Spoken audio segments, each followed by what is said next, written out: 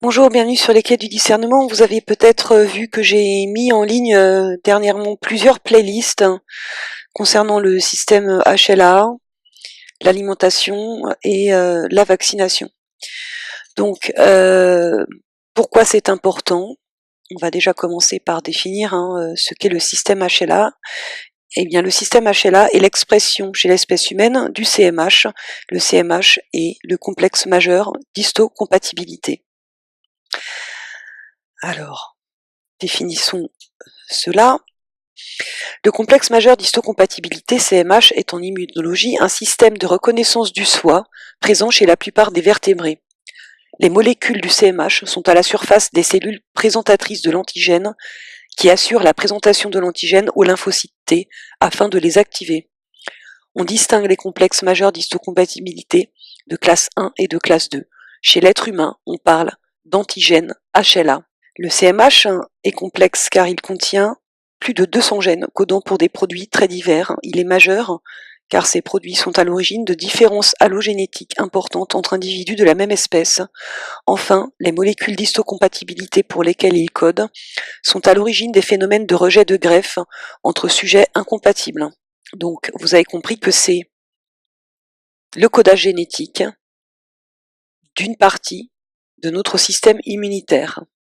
Un seul des jumeaux monozygotes ayant le même ADN ont un même système HLA, où ils produiront, si vous voulez, les mêmes antigènes HLA, mais comme on est sur du vivant et que le système immunitaire va s'adapter aux situations dans lesquelles il va être mis, même des jumeaux zygotes n'auront pas exactement la même réponse immunitaire par rapport à une même menace externe.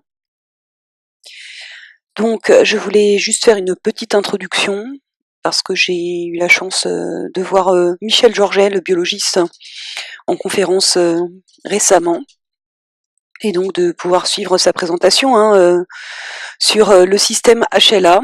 Alors, qu'est-ce que le système HLA? Je vous mets en description le lien donc sur la définition qu'on trouve aujourd'hui sur le Vulgaris médical.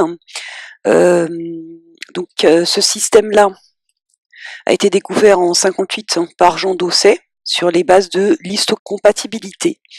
Et donc ce système qui est le nôtre repose sur les points suivants.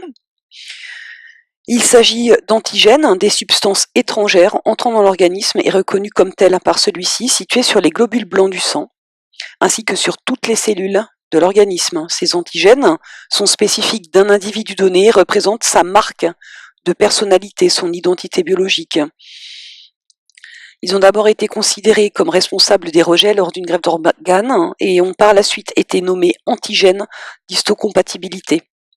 Bon, je ne vais pas vous lire toute la description, mais en tout état de cause, c'est de ce système-là que dépend notamment le succès ou non d'une greffe, lors d'une transplantation d'organes ou même lors de transfusion sanguine. Il ne suffit pas de recevoir un sang du même groupe que vous pour éviter le phénomène de rejet. Il faut prendre en considération aussi le système HLA.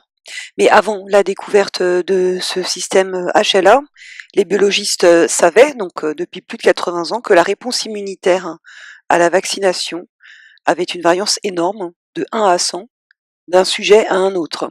Par exemple, on sait aujourd'hui que les personnes qui ont un système HLA B7 ne répondent pas au vaccin du BCG. Par exemple, la population nigérienne est composée à 40% de personnes ayant un système HLA de type B53. Donc il y a plusieurs types de systèmes HLA qui ont été identifiés au sein de l'espèce humaine et des prédispositions pour certaines maladies ont été corrélées avec ces types de systèmes HLA, notamment les personnes qui ont un HLA DR3, DR4 sont plus susceptibles de développer un diabète insulinodépendant. Les personnes qui ont un HLA B27 sont plus prédisposées à développer une spondylarthrite ankylosante. Donc ce système HLA nous renseigne sur la manière dont fonctionne notre système immunitaire. C'est ce qui est appelé l'immunologie adaptative, un processus dont nous disposons pour nous protéger des agressions extérieures et qui s'enrichit avec l'expérience vivante, hein. J'ai mis quelques petites playlists pour qui expliquent sur des vidéos très courtes ces deux types de fonctionnement, hein, complémentaires, hein, de notre système immunitaire. Donc ce système HLA, c'est en fait notre code personnel, hein, génétique, de réaction à tout ce qui va entrer, tout corps identifié comme étant étranger. Et les premiers corps étrangers, hein, alors il y a les bactéries, les virus, tout ça, ok, qui viennent, hein, mais cela implique aussi tous les aliments que l'on ingère. Eh oui. Hein, donc la question de la perméabilité, notamment de notre paroi intestinale, est importante. Et quand on réfléchit bien à tout cela, je trouve ma foi bien étonnant qu'aucun de nous ne connaisse son propre système HLA. Hein. Plutôt que d'avoir des cartes d'identité polluées par tout un tas de technologies à la con, je crois que ce serait quand même beaucoup plus utile, hein, que finalement on sache assez vite, hein, après notre naissance, quel est notre système HLA, parce que ça nous renseignerait grandement sur des éléments cruciaux pour maintenir la santé d'un individu, notamment en termes d'alimentation. Donc vous comprenez bien qu'avec une telle complexité, par exemple, il n'est pas vraiment possible de parler de régime alimentaire miracle qui conviendrait à tout le monde, hein. De toute façon, tout discours, hein, déployant une idée de standardisation de quoi que ce soit est, à mon sens, hein, rentre dans le programme démiurgique.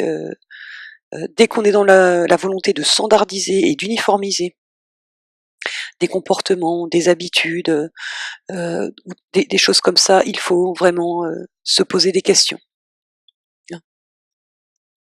Donc en gros, un aliment qui va être guérisseur ou très nutritif, hein, pour une personne peut s'avérer être un poison pour une autre. Hein.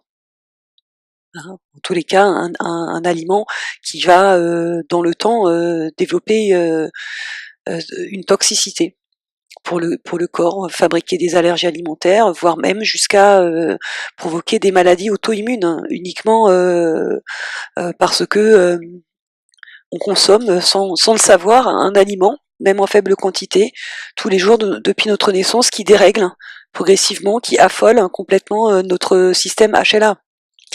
Voilà, donc après à chacun, à chacune, hein, de penser ce qu'il veut dans ce qu'on peut voir, hein, aujourd'hui, hein, de tous ces discours sur l'alimentation, particulièrement évidemment le véganisme. Donc encore une fois, très bien si ça vous convient à vous, votre biochimie interne s'en accommode très bien, ok, mais vouloir l'imposer en plus par la force et par la violence à tout le monde, là, désolé, mais non.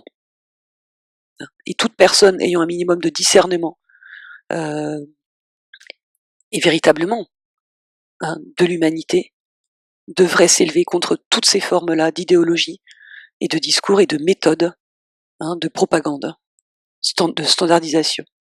Cette présentation devrait vous faire comprendre pourquoi je pense qu'il serait intéressant par rapport au sujet sur la vaccination. Je pense notamment, hein, à ce fameux documentaire dont je mets le lien de téléchargement en description, qui lit très clairement la dernière combinaison de vaccins trivalents ROR, rougeole, oreillon, rubéole, à l'apparition de l'autisme.